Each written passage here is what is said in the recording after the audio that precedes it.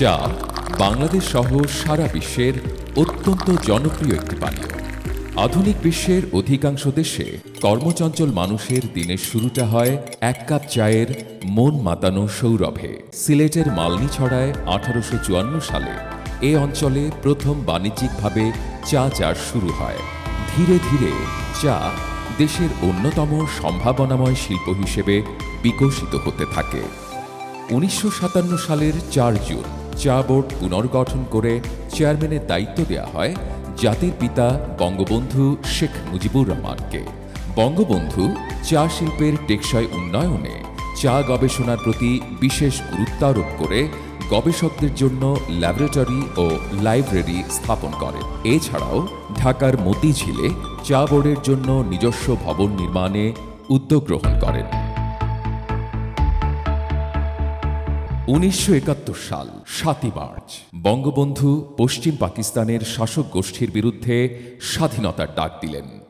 এবারে সংগ্রাম আমাদের মুক্তির সংগ্রাম, এবারে সংগ্রাম স্বাধীনতার সংগ্রাম। স্বাধীনতার পর যুদ্ধবিধ্বস্ত দেশ, যুদ্ধবিধ্বস্ত চা শিল্প, যুদ্ধে ক্ষতিগ্রস্ত চা বাগান পুনর্গঠনে বঙ্গবন্ধু সরকার যন্ত্রপাতি আমদানি, অবকাঠামো উন্নয়ন, নগদ ভর্তুকি প্রদান সহ চা শিল্পের জন্য যুগান্তকারী সব পদক্ষেপ গ্রহণ করেন। তিনি চা শ্রমিকদের নাগরিকত্ব ও ভোটাধিকার প্রদান করেন। চা শিল্প শ্রমিকদের বাংলাদেশের নাগরিক হিসেবে জাতির পিতা বঙ্গবন্ধু শেখ মুজিবুর স্বীকৃতি দিয়ে যান এবং তাদের ভোটাধিকারও দেন। বঙ্গবন্ধুর উদ্যোগের ধারাবাহিকতায় এবং বর্তমান আওয়ামী লীগ সরকারের নানামুখী কার্যক্রমের ফলে দেশ চা উৎপাদনে স্বয়ংসম্পূর্ণতা অর্জন করেছে। চা উৎপাদনের অতীতের সকল রেকর্ড অতিক্রম করে 2023 সালে দেশে 102.92 মিলিয়ন কেজি চা উৎপাদিত হয়েছে।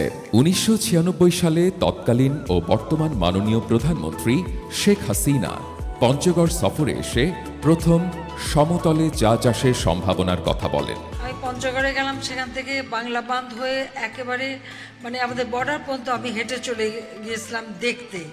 আমি দেখলাম আমাদের এক পাশে ভারতের দিকে প্রচুর চায়ের বাগান, কিন্তু বাংলাদেশের এই দিকে কোনো চার বাগান নাই। পঞ্চগড়ের ডিসিকে আমি বললাম যে ওদের সঙ্গে কথা বলে একটা চারা নিয়ে এসে পরীক্ষা করে দেখেন যে আমাদের এই মাটিতে হয় কিনা। সে ডিসির বাংলোতেই প্রথম চা গাছের চারা তৈরি করলো, আমার জন্য টবে করে নিয়ে এসে দেখালো যে আমাদের এই মাটিতে চা হবে।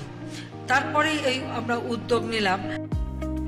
প্রধানমন্ত্রীর নির্দেশনার ধারাবাহিকতায় গত 2 দশকে উত্তরাঞ্চলের সমতল ভূমিতে চা চাষে বৈপ্লবিক উন্নয়ন ঘটেছে।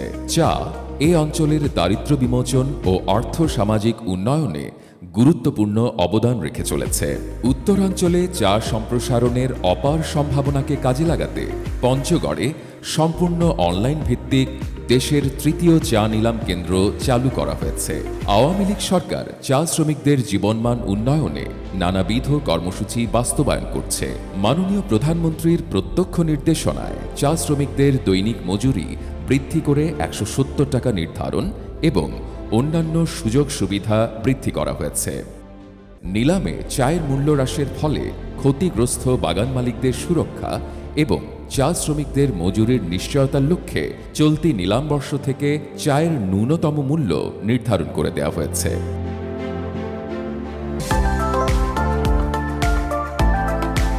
2041 সালের মধ্যে বাংলাদেশকে একটি উন্নত, অর্থনৈতিকভাবে সমৃদ্ধ ও স্মার্ট বাংলাদেশে রূপান্তরে কাজ করছে বর্তমান সরকার। চা রপ্তানি বৃদ্ধির মাধ্যমে দেশের অর্থনৈতিক এই অগ্রযাত্রায় চা শিল্পের সম্ভাবনাকেও কাজে লাগাতে হবে। চা রপ্তানি বৃদ্ধির লক্ষ্যে বিদেশে বাংলাদেশি চায়ের পরিচিতি বৃদ্ধিতে কার্যক্রম গ্রহণ করা হয়েছে। চা শিল্পের উন্নয়ন ও বঙ্গবন্ধুর স্বপ্ন বাস্তবায়নে তাঁরই সুযোগ্য কন্যা মাননীয় প্রধানমন্ত্রী শেখ হাসিনার সরকারের নির্দেশনায় সংশ্লিষ্ট সকলকে নিয়ে বাংলাদেশ চা বোর্ড নিরলসভাবে কাজ করে যাচ্ছে।